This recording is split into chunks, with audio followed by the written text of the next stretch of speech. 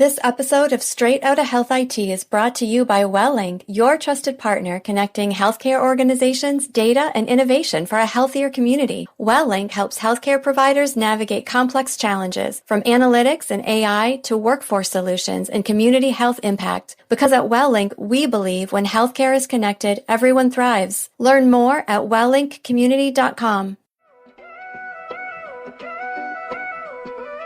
Straight Outta Health IT, the mic stays surgical. Christopher Kunney moves vertical, purposeful. Strategist with the vision, breaking every system's cage. Guests unfiltered, flipping chapters every page. Industry talk raw, no sugar, no varnish. From policies to tech, the convo ain't tarnished. Blueprints unfold, the future in the dialogue. Cutting through the static sharp like a monologue. Change makers in the building. Welcome back, everyone, to another episode of Straight Outta Health IT. The show where we cut through the noise, we ditch the buzzwords, and we have a real conversation about healthcare and health technology and what's happening in our world today. I'm your host, Christopher Kunney. I also serve as managing partner of Health IO Tech Consulting. I'm also the CTO for Ask Me Your MD, and I am a future published author. I've actually just finished my manuscript for my first book, Diagnosing Distrust. And I'm so excited about that, and more to come on that in the future. But this is not about me today. We are actually here to talk about something that I genuinely believe is a topic that will impact everyone. And I've been looking forward to having this conversation with this gentleman as well, too. We're going to dig into this topic, and whether you're a healthcare IT professional, or if you're building AI tools, or you're just a human being trying to navigate the world that is changing really faster than we sometimes can deal with. But, we need to seek out support and help when things get a little bit overwhelming. And we've got individuals like our guest today who can help us with that. But what's also exciting is now that you introduce technology into this equation. So we're going to talk today about artificial intelligence and mental health. Not in the abstract and not in the theoretical, but we're going to actually talk about what AI is actually doing in psychiatric care right now, really what it promises, what it threatens, and what we have to do to protect it if we want to come out on the other side of this with our humanity intact. So my guest today is Dr. Fred Moss. He's a psychiatrist with over 40 years of clinical experience, and he's also the founder of Mastering Telehealth. He's also the creator of the AI Meets Mental Health Mastermind series. And he's the author of Creative 8 and Find Your True Voice. Dr. Fred has spent his career doing something that sounds simple, but it's actually rare in medicine. He actually talks to people. He really talks to them. And he's brought the same commitment to this genuine human connection to every conversation. And now he's introducing and adopting AI as a part of this journey as well, too. So I am so excited to have this conversation about AI and its impact on mental health with Dr. Fred Moss. Welcome, Dr. Moss, to Straight Outta Health IT. Yeah, thank you for having me. What a great introduction. I've heard myself introduced before, but I've never heard myself introduced like that. So very well done. And I still agree with being me. And so thank you for allowing me to underline that fact. Absolutely. Well, I call it like I see it, man. And I followed you and I've done my research on you. And I think you're a very unique individual. So I'm looking forward to having a very unfiltered conversation today. Rock and roll. Let's go. Yeah. Let's do it, man. So let's start where every good conversation begins, at the very beginning. You've been practicing psychiatry for over 40 years, which actually means you've been there long before electronic health record systems were in place, long before telehealth has actually had anything to do with this space, and actually definitely long before AI-powered mental health tools have been in place. So I just have a question for you that I always... Before computers. There you go. Yeah, absolutely. Before cell phones. Computers. After cell phones and computers and all these other digital devices that are being used now for us to communicate and interact. Thank you for reminding me of that. I haven't had... Well, I'm right there with you too, guys. Don't feel bad. I'm right there with you too. Not at all. There you go. I'm the last generation of baby boomers. So I saw all of this stuff emerge as well too. I have a question that I always ask clinicians who've been around like me, who have kind of a perspective on this journey. Tell me from your perspective, what has changed and what, if you're honest, has either gotten better or actually gotten worse as it relates to the treatment of mental health in healthcare? So, wow. Okay, let me swallow the question first. But I think that we're looking at what has changed and is it better, is it worse, and what is the biggest trends that have changed over time?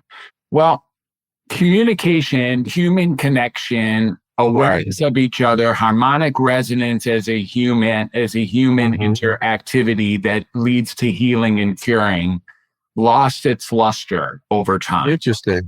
Well, expound on that. What does that mean? What I'm saying is that back in the day, if you will, we only had human connection as a way of dealing with each other. Exactly. As a way of helping each other, as a way of caring, as a way of healing, as a way of being with, as a way of acknowledging, as a way of resonating with. Sure.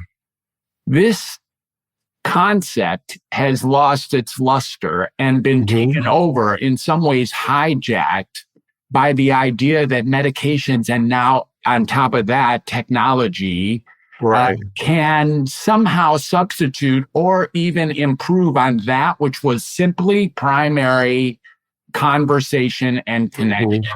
Exactly. That took place somewhere in, I mean, it's taken place over time. It's hard to pinpoint a moment, but in the 70s, let's say, using psychiatric drugs wasn't that big a deal. It didn't happen. Sure. It didn't happen that often. I mean, it was saved for this few percentage that were the very rare cases. Somehow we're in the state mental hospitals or something. Right. Exactly. Imagine that, y'all. Yeah, that's right.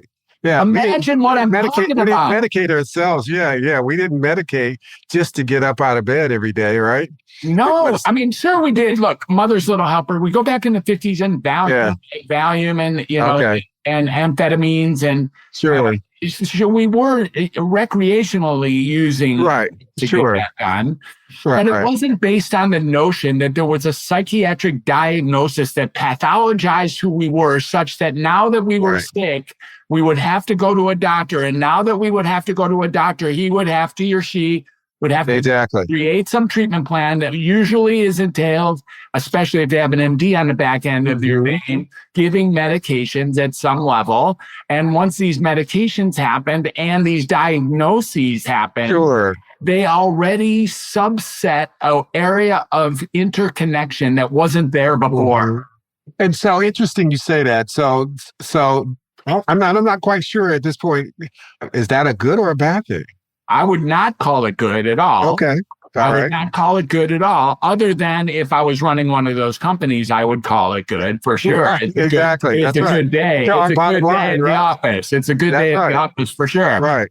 But the retraction of the humanity that has taken place there, the core values of what used to occur or what was seemingly the primary purpose for creating any kind of mutual satisfaction or loving partnership or awareness or compassion can only occur inside of the world of human-to-human interactions. And those human-to-human, you get what I'm saying? Because I see where this conversation is going. There's this thing out there that isn't a human. That's right. That looks like one. That looks It looks, sounds, and tastes like one. And exactly. We're going to have to talk about it. It's not a human, and we really got to get that. It doesn't make it less than a human, by the way. It might be even more than a human, but it is not a human, and that's really, really important. We are actually, birthrighted with the idea that we connect with humans. That's what we do. And the only way this other thing is looking like it might be more it than us is it's emulating the perfect human. Yeah, so but that's it. But can it really? Because we connect with humans on a mental, physical, spiritual. I mean, there's so many dynamics. At least from my view of the world, we connect with individuals on, and artificial intelligence is what it is. It's artificial intelligence. Is it really right? Is it really connecting in those three areas such that, to your point earlier, I think part of the skill that someone you like yourself has had, you've been able to navigate someone's journey around their mental health, maybe in all those three areas. Is it mental, physical, spiritual? And now how do I come up with a recipe of treatment that might support them in their journey based on those three factors? Well, yeah, the connection that you're talking about, it's amazing how well it can be mimicked at this point. Right. Okay. I just happen to be looking at this newsletter that I receive each month from James Altucher, and I'm just going to read it. And thank you, James, for allowing me to use what you wrote here. Here's the thing about AI. It says I'm reading from the beginning. Here's the thing about AI. It's not really AI. I don't like the words artificial intelligence. They aren't true. Over the past few decades, AI has actually gotten dumber, and with good reason. And I'll explain why. By dumber, I mean less human intelligence. Humans are dumb. I think a better phrase to describe AI is authentic incentives. The phrase has a lot to do with where I see AI headed and where more of the explosive opportunities will be concentrated moving forward. So when we start looking at what I think he's saying is humans are actually sacrificing their own intelligence to this up and coming machine, which actually is more surplus intelligence than any single one of us has. Right. So we're willing to relinquish our extent of our own personal intelligence by tapping into this machinery that then expands our access to intelligence, almost like a bypass. Sure. Bypass to rent or to own or to live with or cohabitate with this extraordinary source of intelligence and information that we then can inherently call our own. Like, it's an extraordinary process as this goes. So I have a perspective too on that. I'm wondering, is it really allowing us to bypass it, or is it allowing us to tap into a broader set of human intelligence that without earning it? Without earning it is the bypass. Okay. I see what you're saying now. We didn't have to get to get this. We just got it. So it isn't like we went to school longer and all of a sudden, or we did an internship for long enough and we got the massive intelligence. We sat here, it came to us. That's the bypass. Exactly. Yeah. And is that a bad thing? Not at all. Again, I'm not.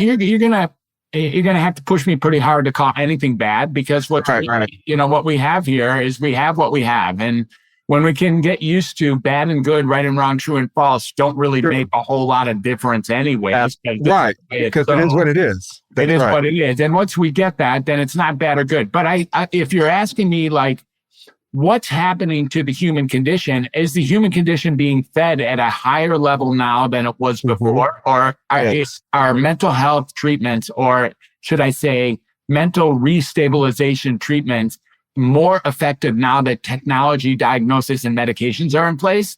No. I'd say no. Okay. I'd say absolutely not. No way. And why?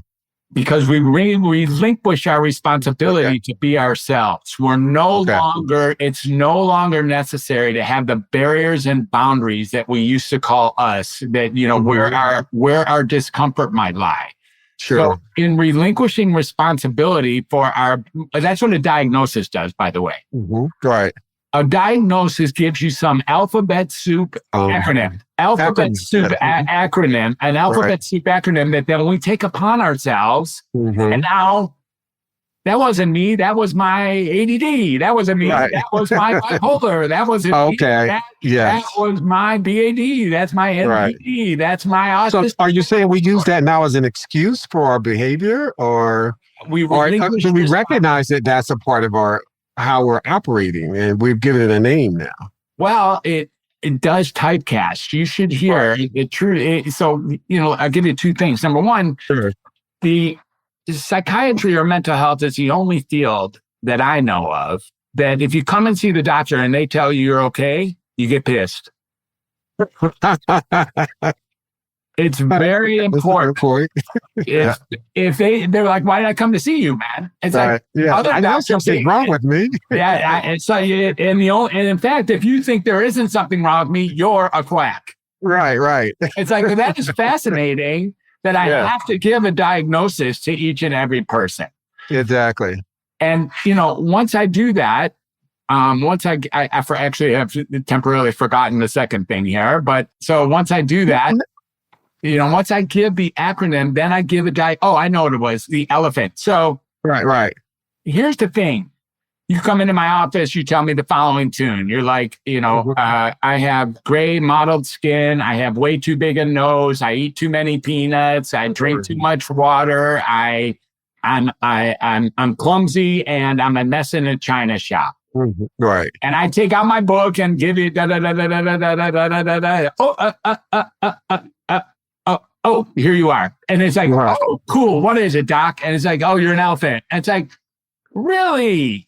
That explains everything. Right. I can feel better about myself now. I feel good about myself because you just gave me this label that allows me not to be responsible for what I do because I got elephant. Exactly. I got elephant. And here's the next thing that's really important about whether it's good or bad.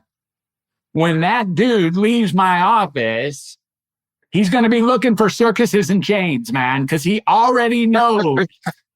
He's an elephant. Already knows that's what an elephant does. Right. So he gets typecast into his preconceived notion of what that thing is. And no longer can he consider like flying, or no longer can he consider playing baseball, or no longer can he consider dancing ballet. Why? Because he's an elephant. Because he's an elephant. It's not even on his list of possibilities anymore. Right. That's how this stuff really occurs. You hear you're schizophrenic and now you think you deserve disability. Yeah.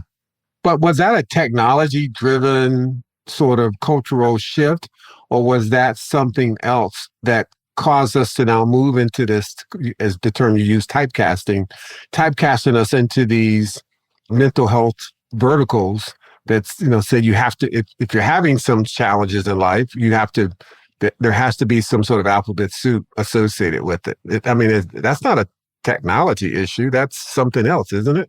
Or is it? I don't know. And I think I said diagnosis, medication, and technology. So it's a combination of it. Yes. Yeah. I think that it is, and you could say, yes, it is technology. It's just pre-technology. We want to be categorized. We want to be put into a group, an understanding, an awareness that, I do this because I have that. I do this because I have that. Rather than realizing the possibility that maybe you just do this because you do this, because that's why you do it. Then why do you do it? You do it because you did it. That's why. That's who you are. If other people want to, from the outside, give you some alphabet soup diagnosis, and you're willing to accept it as yours, because that's also a very important piece. Right. Very important. Like maybe the most important isn't what the doctor says. It's your willingness to agree with what the doctor says. To accept what they say. Exactly. To be typecast. Until that, it doesn't. It has no bearing on your life at all. Who cares? Absolutely. If you're not going to take on. So in a way, it starts coming back to the individual again, where you start realizing you weren't given a diagnosis. You actually accepted a diagnosis. That is a totally different game. Wow. That's powerful, man. Yeah, you've just shifted my paradigm in a few different perspectives about that. It's your acceptance of the diagnosis, not necessarily the reality of it in many cases. Not reality. You call it reality. That's not fair. It's not reality either. It's that somebody offered it to you, and then and then you made it your reality. It wasn't reality beforehand, because says he who has schizophrenia has nothing to do with whether or not you have schizophrenia. Not at all. Right. Wow. Okay, listeners, you hear that? I mean, if you didn't get anything else out of this conversation today, I hope you take that nugget home. Well, for sure. I want to turn to technology, a little bit, part of the conversation as well, or at least drill down deeper into it. Technology has now become a part of this therapeutic context. And it's been part of it. It just wasn't AI. Right. I mean, even before the patient walks through the door, right? we've designed these tools and these technologies, that help to support this journey now that they're on. We've got these symptom checkers, and you mentioned a few other things that are out there. Patients are self-diagnosing themselves in many cases and self-treating themselves through these technologies, and I'm curious from your perspective, what's the governance model around some of this? I mean, how are we making sure that these technologies are not doing more harm than good? And then I did want you to touch a little bit on some of the work that you're doing with mastering telehealth as well, too, because obviously you're now leveraging technology, right, to help support your patients. And so talk about it from the context of the governance, and then talk about the context from how you're applying it in your own day-to-day work. Well, we're definitely not in any way securing the safety of the technology. Right. Okay. Okay. Anyone, Okay. that should not happen. That's Right. a good question. Right. Okay. It's Wild West, dude. There's no governance. There's no keeping it in track, making it back to harm versus good again. It's like, right. No. Yeah. I mean, there's tons of these apps out there. There's no limitation to how one can use technology at this point of any reality. Right. There's no laws governing. There's no licenses required. There's no limitations available. There's no boundaries at all of any real nature that prevent technology from running in any direction it wants to, haywire or not. Right. Let's just make that. Let's go ahead and put that there. Put that stake in the ground. Yeah. That's a stake in the ground. Let's just make that very clear. Right. So it's fairly idealistic to think that in any way that could be done, because it's never been done, and there's no plans to do it. So since that's interesting, because we as consumers, as novice patients who are not, mental health professionals, we're going out here and we're purchasing. I'm not going to mention any specific names of these apps, but there are tons of these behavioral health and mental health apps out there, and no one, and we're operating with the assumption that somebody with some level of expertise put these things together to help us. And I'm concerned now. Well, I've always been concerned about it, but it's interesting that you bring up that it's really, really the wild, wild west out there when it comes. It really is. So look, anytime you're looking out there to deal with your problems, you better expect the wild west. Exactly. The solution to your problems, as it turns out, is not out there. That's the whole point. Okay. That's just the conditions of the game. We are programmed to believe that when we don't feel well, we should go out there and try to fix ourselves. That is not the way it really goes. Sure. For anything. So what should we be doing? Of course, you know where I'm going. I mean, thank you for that. Of course, I'm teeing it up for you. Of course, it has to be inward. Of course, we have to get ourselves core valued and intended. Of course, we have to make ourselves genuine and authentic and intentional. Of course, we have to be aligned with who we're saying we are and what we do as a function of that. What we think, what we say, and what we do aligned with each other. When we get ourselves standing properly, when we get ourselves grounded, this is where the so-called symptomology, which isn't even, don't get me started too deeply on that. They're not really symptoms. They're just life experiences that got called symptoms once these diagnoses got created. Okay. Like before the diagnoses, they're just life experiences. Right. Yeah, you're just managing life. You're just managing life, and this happens, and that happens, and this happens, and that happens. Right.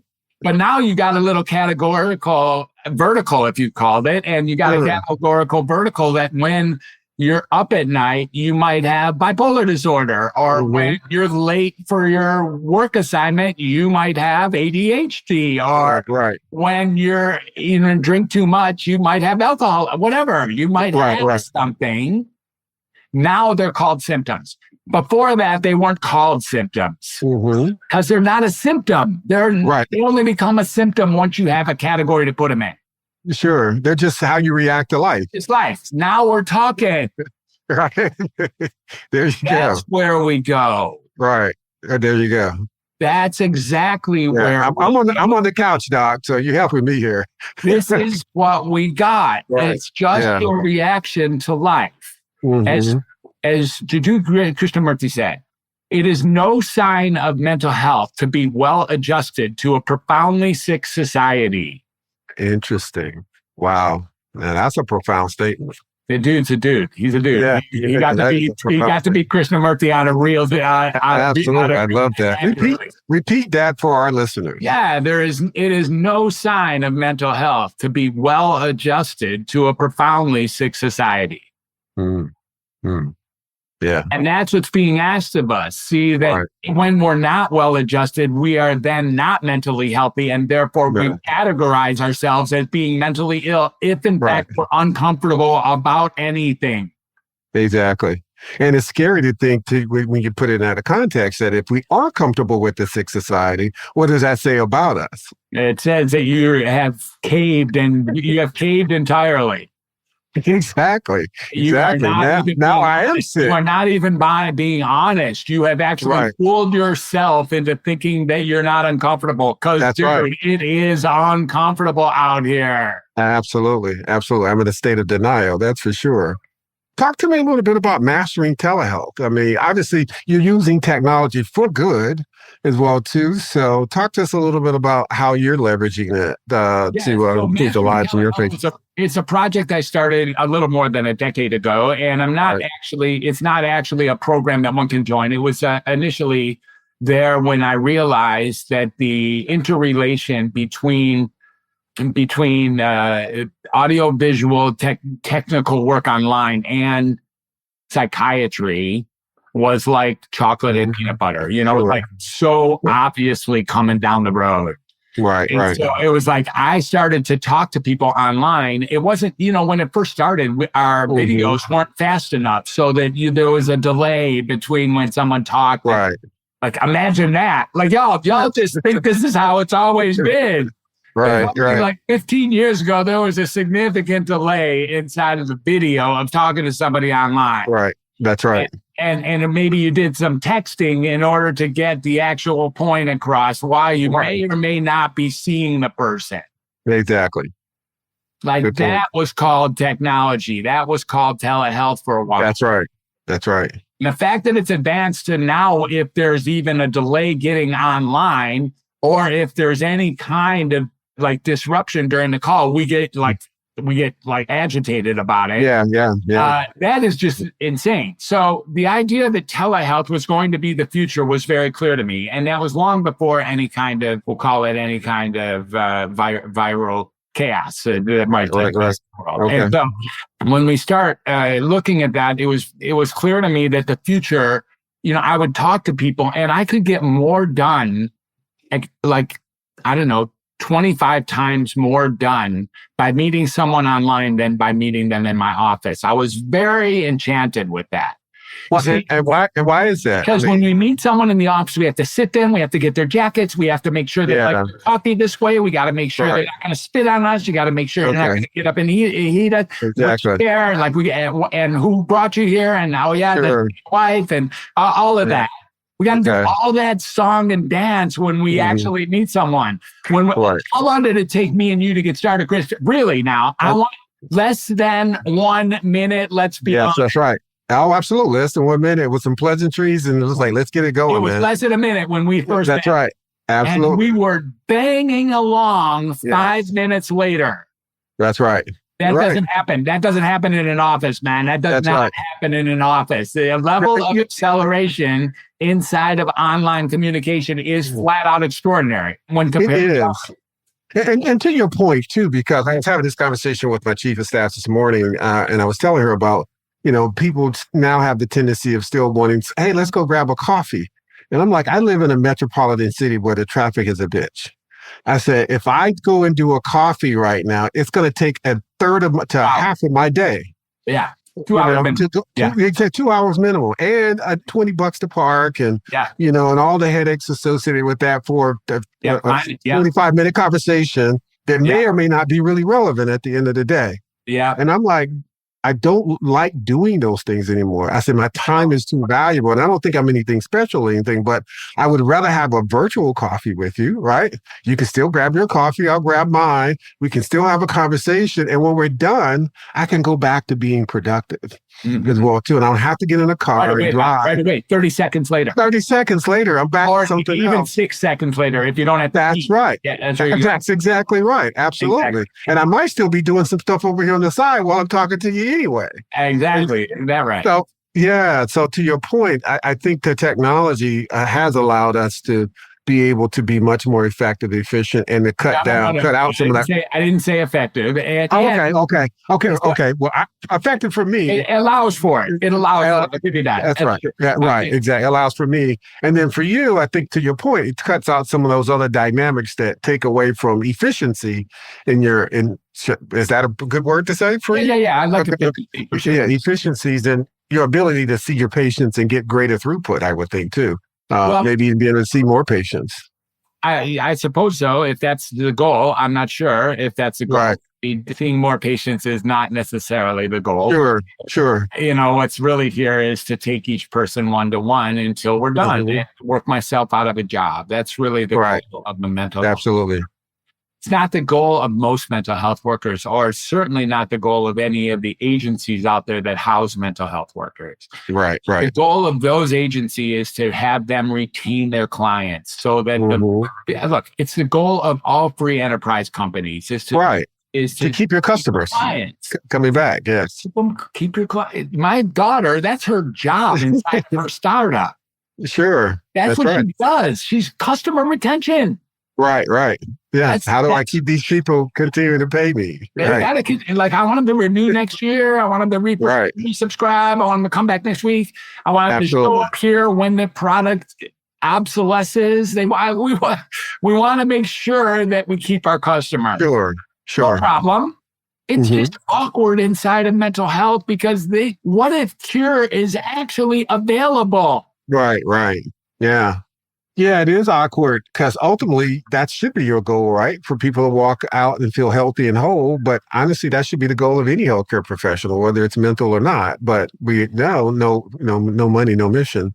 And so there's a desire to create a system that forces you to continue to go back, right, for treatment. A whole nother topic for a whole nother day. I do want to kind of drill down into how you're applying these technologies in your day-to-day life. And as a clinician who's managing who specializes in mental health services, how are you applying these technologies? And tell us kind of a success story. I know we've beaten it up a little bit. So let's talk about the good side of this thing. Yeah, no, if there is one. Right here, right now is a good side, right? As we're doing it right here, we're having a discussion. Both of us live 2,500 miles apart. We're having a discussion on real time. That's pretty outstanding. That is powerful, right? Absolutely. And technology. Let's not forget that this is all technology. Both of us haven't met each other. We still haven't met each other. We're both decided to stare at a million pixelated lights together at the same time and pretend that we're with each other. There you go. That's all that really happened. Absolutely. That's straight up technology. That's on the other side of all the stuff that now looks like old school, like EMRs you mentioned earlier, electronic records, or scheduling or billing or all of those things, which are also technological now and work always. I used to have to send out invoices. Imagine that. Right. Exactly. That's right. Let's put a stamp on that thing. I did that stuff. So this is all technology. And so, when we really look at what's really here, I've been able to coach people from other countries, and that's pretty outstanding. And actually meet with them on real time, 8 hours, 10 hours different from my time, and be able to be with somebody and help them with whatever discomfort they might be feeling by opening up a clearing for them to heal in a powerful conversation. Sure. I've been able to do that. And the other aspect of it that's here is that I think you've really been scratching at is this idea of now that we have this new level, we'll call it new, 3-4 years old now, access to this like literally beyond belief, incredible power thing that the LLMs that are out there, or the GPTs, or the creation of particular apps that are somehow geared towards mental health. I don't know. Right. I do that. That people are finding themselves leaning on these technologies instead of like what you just said about a virtual coffee. That's how people feel about going to a doctor now. Right. Yeah. I go to a freaking doctor when I can hit up an app. Exactly. Exactly. There's co-pays, there's parking. I got to deal with receptionists. I got to deal with other patients. Screw all that, man. Mm-hmm. Let me just hit up this app that I'm addicted to this machine anyways. And now there's a little icon in the bottom that says, come here for your mental health awareness. Right. All right. $9 I can do that. $9 a month, I am in. That's it. And so people do that. And then this thing is like psychophantic enough to actually align with that, what you wanted to say. Mm-hmm. And it's saying whatever it says in order to move you forward, having been built very real inside of the algorithm of human reactions. Yes. And they know exactly how to land that what you think you said in such a way, have you think that you're not only brilliant, but that there's hope for you. Right. And that's really, all of that is like really pretty important. And it's and built into the machine. And once we hear that, we don't know the difference between a machine telling us that and a human telling us. Yes, absolutely. Yes. In the process, however, we relinquish our own responsibility and accountability for our life by giving it up to this thing that is pretending to be a superhuman that we're agreeing is at least smarter than the average human and they're more likely to listen to. Right. And now we're in the danger of giving up our humanity to a flipping machine. Yeah. And so let's look at it as a critical thinker too, and ask ourselves, given that scenario you just described, is there a better or worse outcome from that? Or better or worse again. You like that one, don't you? I do. I'm a 0 and 1 guy. I mean, I'm an IT guy. It's either good or bad, better or worse, yes or no. I'm just wondering, and feel free to challenge my thought process, because I'm not saying I know what the hell I'm talking about. I'm just trying to ask myself, okay, given the fact that it can consume most of human knowledge over its creation and take all that insight and bring it back to me and provide some sort of guidance or diagnosis or treatment about my situation, is the outcome, have we measured whether or not those outcomes are better or worse for human beings today? I mean, what would be the metric? I don't know. I mean, that's what I'm asking. I'm asking you. When you say good or bad, what would be the metric of good versus bad? Yeah, I think asking the individual, I mean, you can go just straight customer feedback or patient feedback. Are you feeling better today based on these? So if they snort cocaine and you ask them if they're going to feel better, they would say yeah. Well, I guess I would probably ask a different question. The question I would ask is, based on your treatment, or are you able to now not use these drugs as a method of pacifying your current behavior? Interesting. Okay, so it's now the word pacifying is being very kind to medications. It'd be great if that's what they did. They don't do that. Right. They create the symptoms. They create the symptoms they're marketed to treat, and they're sold as if they just pacify. Right. I wish they just pacify. Then I would absolutely prescribe them. Sure. No problem.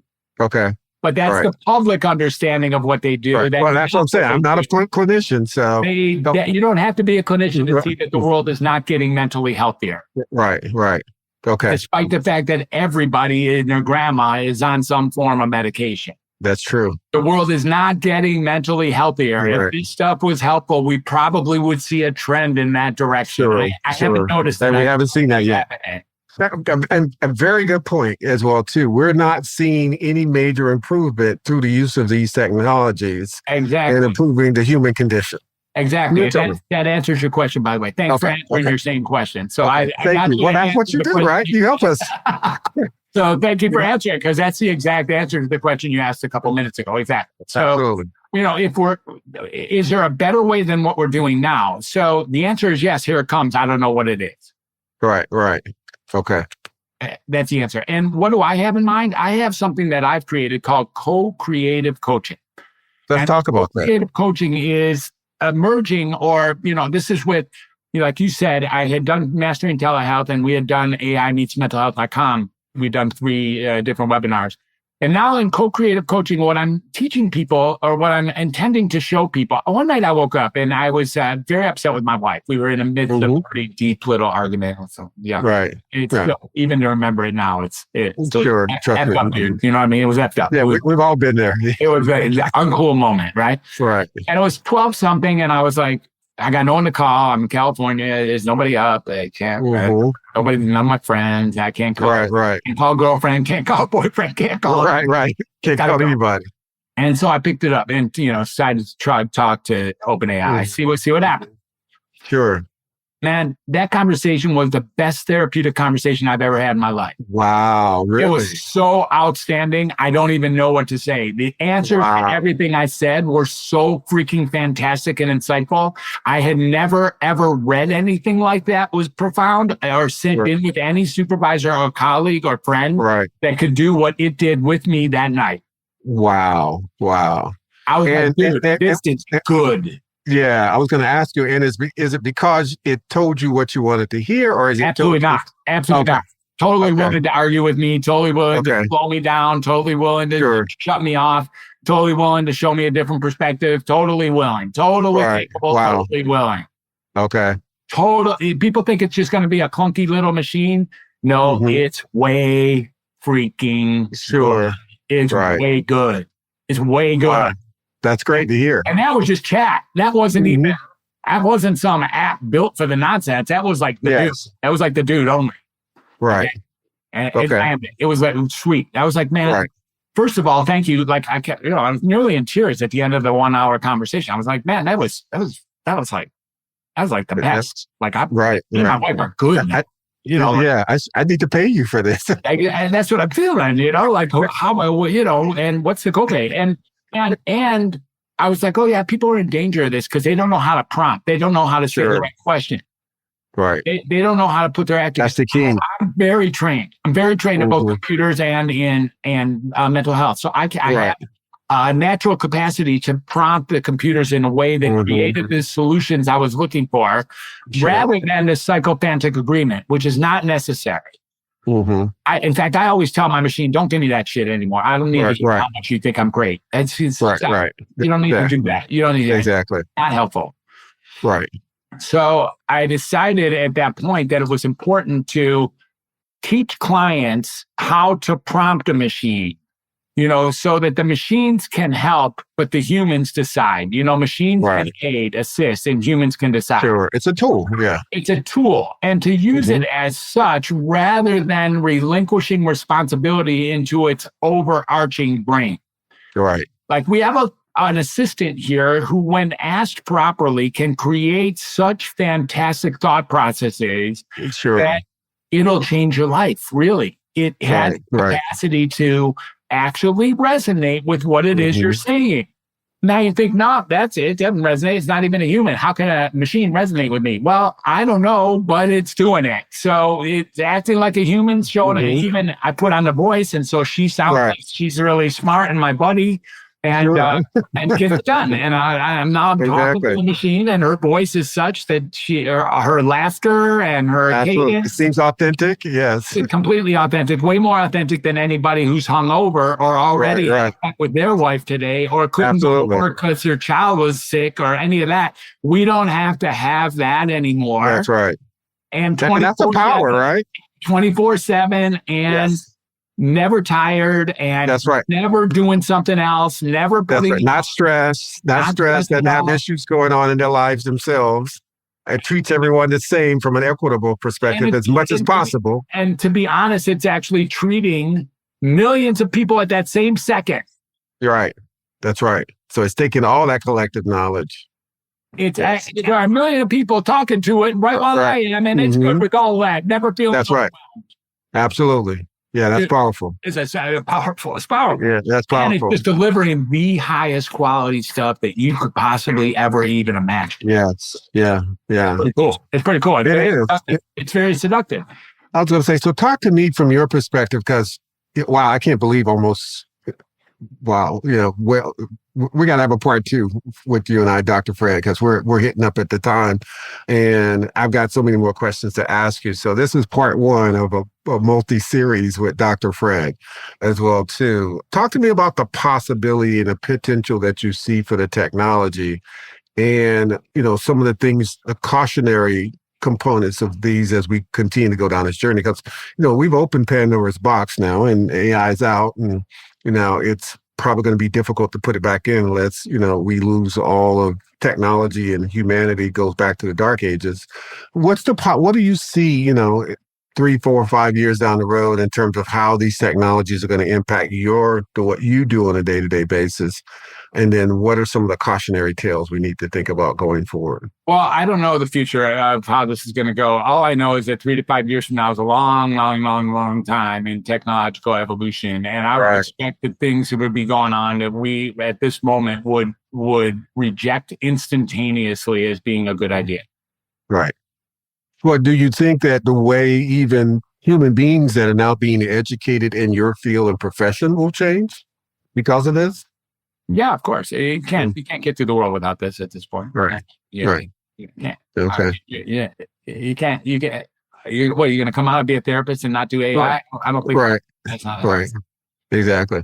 Well, it's good to hear you say that, because I think a lot of times people don't realize that, you have to adopt these things as a part of the evolution that has happened, as a society, when horse and buggies, were being used and then Model Ts rolled off the line, the reality of it is we're now in a different, age. And so we have to adjust to it. That being said, any final thoughts that you have for our listeners, the tribe? And if someone was interested in connecting with you and supporting, getting your insights, your thoughts about the work that you're doing in this space, what's the best way for them to connect with you? Well, I think the first thing is that, I want to be able to say this last piece, which is that it's very important to preserve what is there inside of that core of a human soul. Right. And we are going to be tempted to give that up. Right. And not even notice when we're doing it. Sure. It gets closer and closer to the quick, right now. Mm-hmm. Right. And so keeping up your humanity is more interesting than whether or not AI is human. Right. I don't care if AI is human or not. Mm-hmm. But you got to keep your soul intact. You got to be the one making decisions on your own behalf. That thing, whatever that is about to be whittled down to its core, like nugget.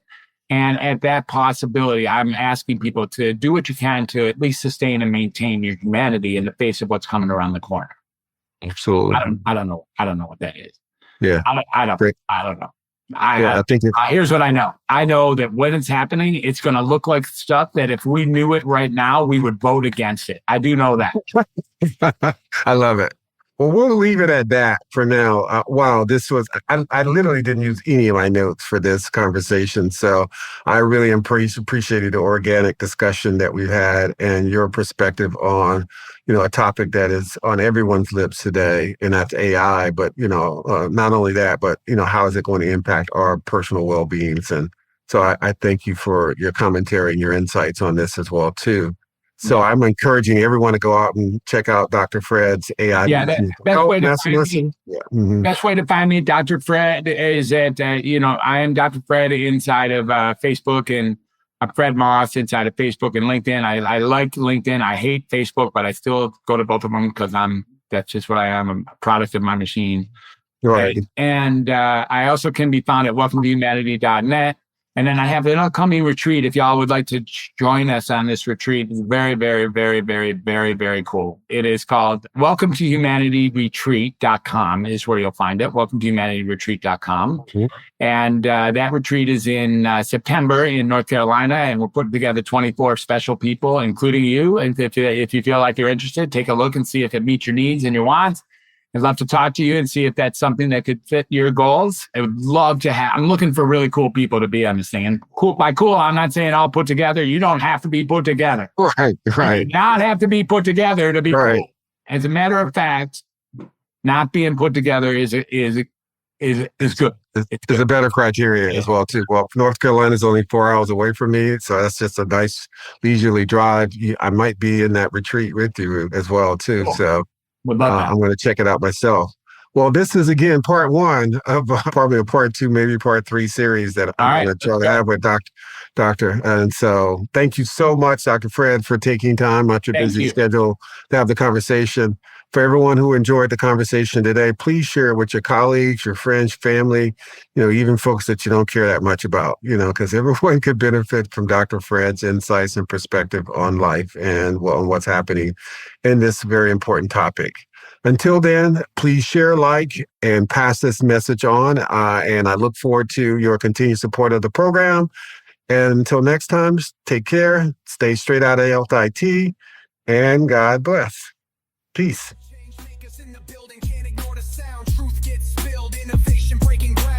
Straight Outta Health IT, where the talk stay free. Tune in, turn up. This is where you want to be.